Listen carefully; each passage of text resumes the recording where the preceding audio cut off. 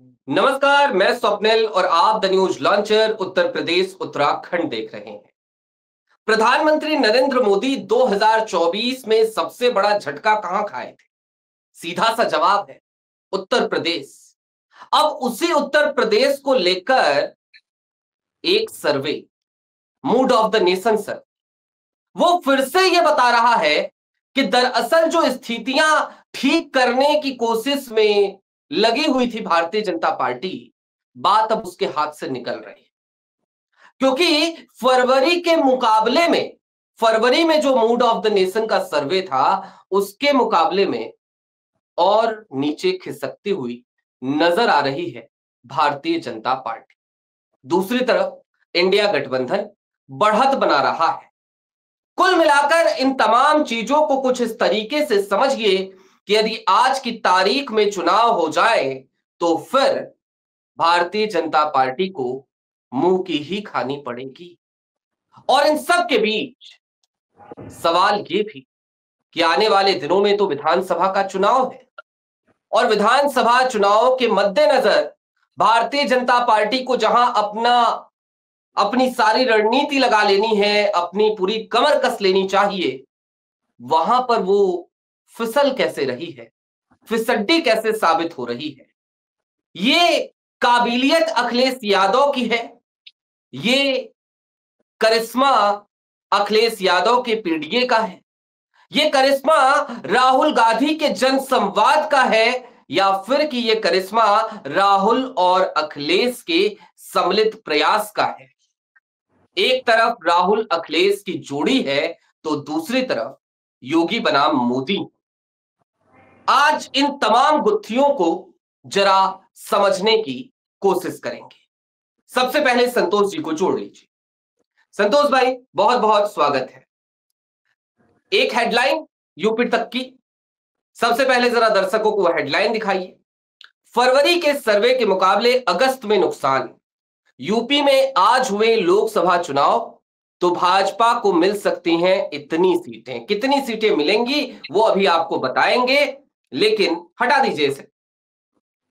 लेकिन संतोष भाई, ये जो मूड ऑफ द नेशन का सर्वे आया था फरवरी में और जो सर्वे अब आया अगस्त, बहुत बड़ा अंतर नहीं है दोनों में, लेकिन उसको देखकर यह तो कहा जा सकता है कि एक तरफ जहां राहुल और अखिलेश वो एक दूसरे से लगातार सामंजस्य बना रहे हैं, गजब का कोऑर्डिनेशन उन दोनों में दिखता है। आज देखिए क्या जबरदस्त कोऑर्डिनेशन दिखा बिहार में। अखिलेश यादव पहुंचे तो राहुल गांधी ने अपनी जगह छोड़ दी, राहुल गांधी नीचे बैठ गए सीट पर और अखिलेश यादव खड़े होकर के पूरी रोड शो में अखिलेश यादव नजर आए। ये होता है कोऑर्डिनेशन। तो एक तरफ उस तरीके का एक कोऑर्डिनेशन है, दूसरी तरफ गाहे बेगाहे योगी बनाम मोदी की जो जंग है, क्या ये यही नुकसान पहुंचा रही है क्या भारतीय जनता पार्टी को? और ये नुकसान, जो छोटा सा नुकसान है, कितने बड़ा डेंट ये लगा सकता है 2027 में भाजपा की? जी स्वप्निल भाई, सबसे पहले तो the news launcher Uttar Pradesh Uttarakhand के तमाम दर्शकों को मेरी तरफ से नमस्कार। और शुरुआत मैं किससे करूंगा? हालांकि गाड़ियों के एक्सपर्ट आप हैं, राजनीतिक मुद्दों के साथ साथ गाड़ियों के भी एक्सपर्ट आप हैं। सिंगल इंजन से गाड़ी चलती है, डबल इंजन जो होते हैं वो हेलीकॉप्टर में होते हैं, बड़े बड़े हवाई जहाजों में होते हैं, लेकिन इन्होंने डबल इंजन को सड़क पर चलाना चाहते हैं, ट्रिपल इंजन भी सड़क पर चलाना चाहते हैं। तो मामला कहीं फंसता हुआ नजर आ रहा है। उस पे मूड ऑफ द नेशन पे आने से पहले जरा मैं बता दूं कि अब तक गोरखपुर में जनता दरबार लगाते हुए योगी आदित्यनाथ अब प्रधानमंत्री नरेंद्र मोदी के संसदीय क्षेत्र वाराणसी में जनता दरबार लगाते हुए नजर आ रहे हैं। और जब योगी आदित्यनाथ वाराणसी में जनता दरबार लगाते हुए नजर आ रहे हैं तो मुझे याद आता है वो दौर जब कल्याण सिंह ने, अटल बिहारी वाजपेयी प्रधानमंत्री थे, अटल बिहारी वाजपेयी के प्रधानमंत्री रहते हुए उत्तर प्रदेश के मुख्यमंत्री रहने के दौरान कल्याण सिंह ने कहा था कि अटल जी तो प्रधानमंत्री तो तब बनेंगे ना जब सांसद बनेंगे। तो वाराणसी में अगर योगी आदित्यनाथ जनता दरबार लगा रहे हैं तो इसके मतलब मायने हमारे दर्शक निकालते रहिए। और बाकायदा जो जिस तरह की शिकायतें वहां आती है, अगर कभी दर्शकों से हम चाहेंगे कि उस पर जरा जाके देखे कि भू माफियाओं की शिकायत, जमीन कब्जे की शिकायत, लोग त्रस्त है किस तरह से। 2014 से मोदी साहब प्रधानमंत्री हैं, वाराणसी संसदीय क्षेत्र के सांसद है, कहते हैं गंगा मैया ने बुलाया है। तो अगर वाराणसी के लोग इस तरह की शिकायतों से त्रस्त है तो फिर मोदी जी और योगी जी क्या कर रहे हैं वो तो उन्हीं को देख लीजिए। लेकिन जहां तक सर्वे की बात आई, हम्म। मूड ऑफ द नेशन, हालांकि सर्वे पे मेरा बहुत ज्यादा भरोसा कभी नहीं रहा स्वप्निल भाई। 2013 नरेंद्र मोदी देश की गद्दी में आने के लिए आतुर थे। मैं जिस चैनल में काम करता था हमने सर्वे करने वालों का स्टिंग करवा दिया। सर्वे करने वालों जी। का स्टिंग था। उस समय तमाम सर्वे एजेंसियां कहती थी मोदी जी पॉपुलर है, छप्पर फाड़ लोकप्रियता है, इतनी लोकप्रियता है। और उस स्टिंग में निकल के बातें आई थी कि तमाम जो सर्वे करने वाले लोग हैं उनको कुछ दे दबा दीजिए तो इधर उधर से हेरफेर हो जाता है, सैंपल साइज का हेर हो जाता है, हेरफेर हो जाता है। हम्म। फिर मतदाताओं के नतीजों का किस तरह से उसको विश्लेषण किया जाता है, उसका हेरफेर हो जाता है। लेकिन चलिए फिर भी हम इस पे चर्चा करने के लिए इसलिए आए हैं क्योंकि जनता को ये बताना जरूरी है कि चल क्या रहा है और ये मूड ऑफ द नेशन क्या बता रहा है। फरवरी 2025 में जो सर्वे हुआ, ध्यान से देखिएगा, फरवरी 2025 में जो सर्वे हुआ उसमें भारतीय जनता पार्टी को 40 सीट मिलने का अनुमान था। लेकिन अब वो आंकड़ा गिरकर 38 पर आ गया है, यानी 2 सीटों का नुकसान फरवरी से लेकर अगस्त। अब अगर हम्म। 2029 तक 2-2 सीटें अब निकाल लीजिए कि हर 6-7 महीने में 2-2 सीटें कम हो जाए तो कहां तक पहुंचेगा। ये तो मूड ऑफ द नेशन है। लेकिन mood of the Uttar Pradesh, वो वहां की जनता ने अभी ज्यादा वक्त नहीं हुआ, 2024 में बता दिया था उन्होंने। और 2024 में क्या बताया था?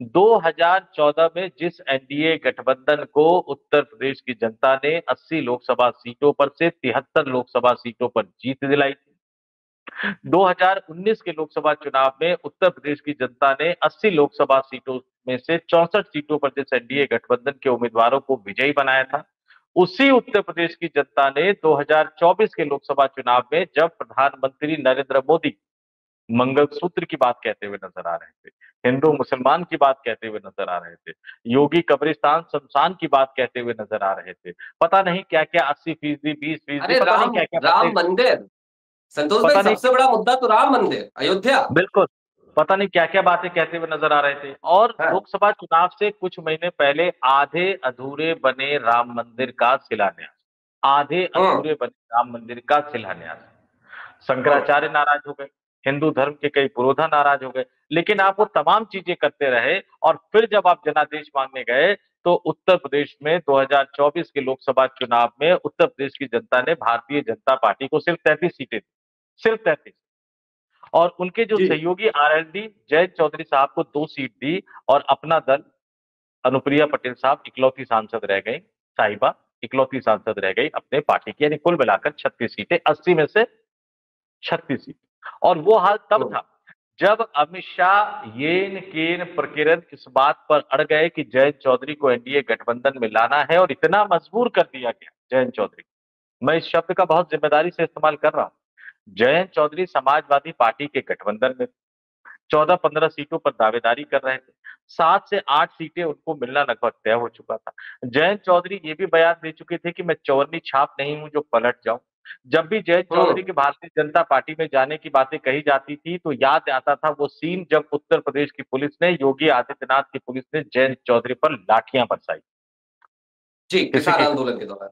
किसी की जी। हिम्मत नहीं हुई थी चौधरी चरण सिंह पर लाठी उठाने की, किसी की हिम्मत नहीं हुई थी अजीत सिंह पर लाठियां उठाने की, जयंत चौधरी पर लाठियां बरसाई गई थी देश के प्रधानमंत्री के पोते पर।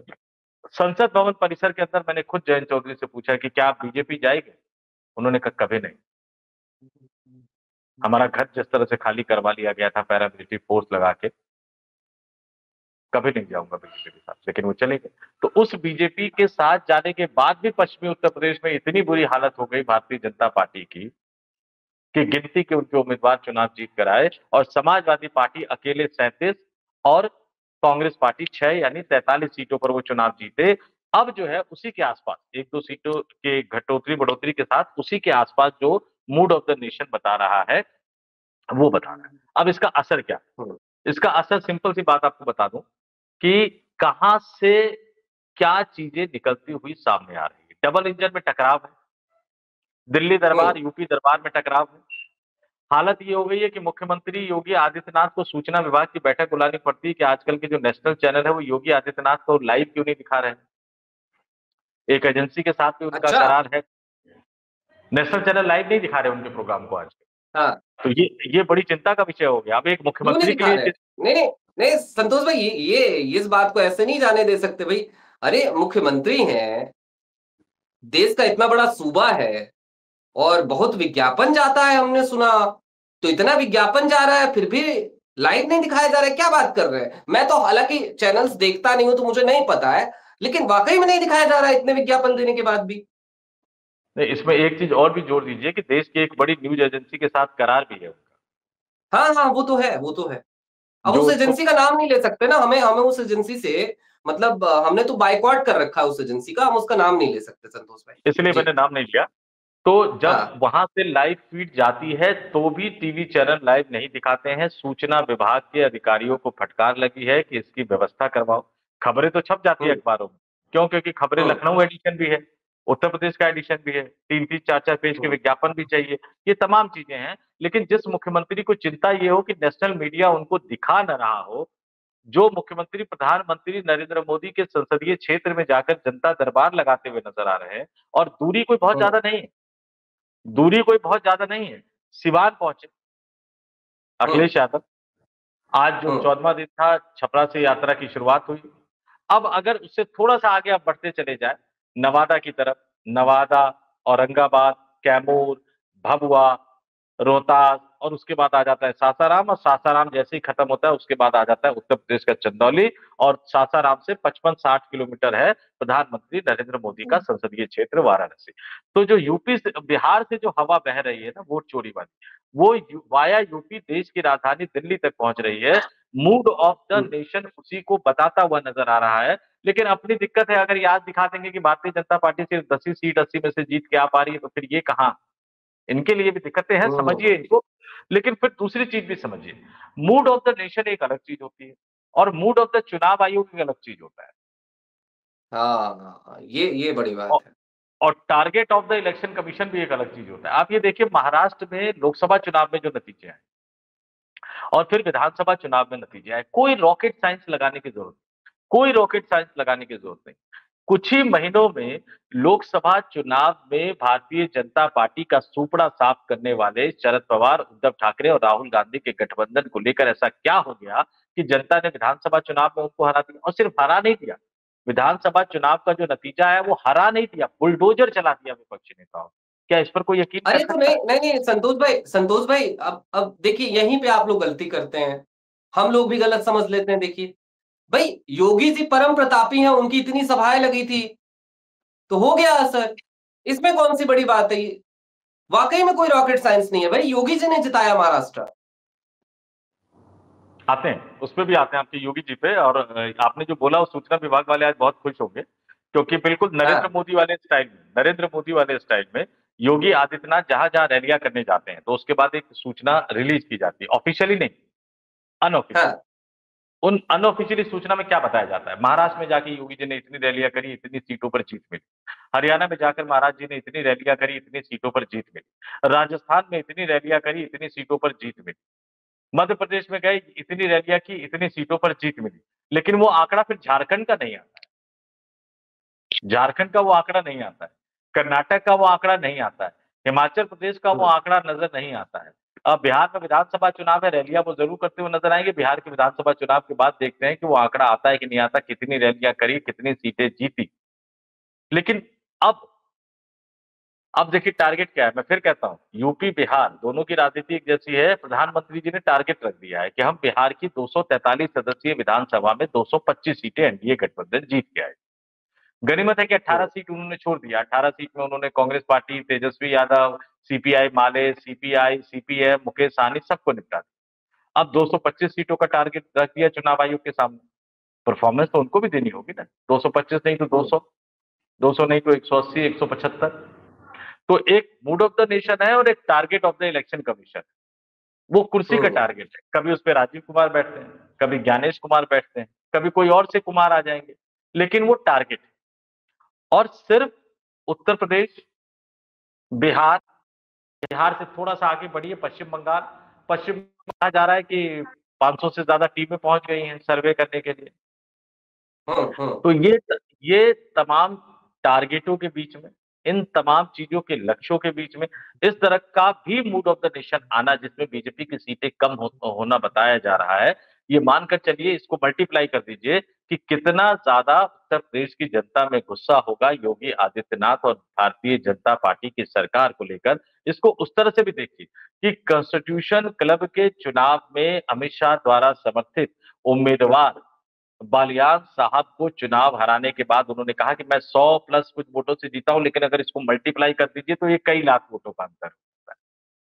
तो राजीव हम्म। प्रताप रूडी इस तरह से अपनी जीत को बताते हुए नजर आ रहे थे। तो ये 2 सीट है, और इसको आप सही मायनों में अगर मल्टीप्लाई कर देंगे तो भारतीय जनता पार्टी अपने पुराने दौर में भी पहुंच जाएगी। हो सकता है कि 20-25 से नीचे भी आ जाए। कम से कम उत्तर प्रदेश का माहौल, जब आप पर आरोप लगाए जा रहे हैं, जब आपके मंत्रियों पर आरोप लगाए जा रहे हैं, जब आपके करीबी मंत्री के बेटे को प्रोटोकॉल मिलता हुआ नजर आ रहा है, जब योगी आदित्यनाथ वाराणसी में जनता दरबार लगाते हुए नजर आ रहे हैं और उस पर भूमाफिया की शिकायत, कब्जे की शिकायत, उसमें से कई शिकायतें ऐसी आती है जो कई बार मुख्यमंत्री से शिकायत कर चुके हैं, लेकिन उस पर अभी तक कोई कार्रवाई नहीं हुई, तो कौन रोक रहा है?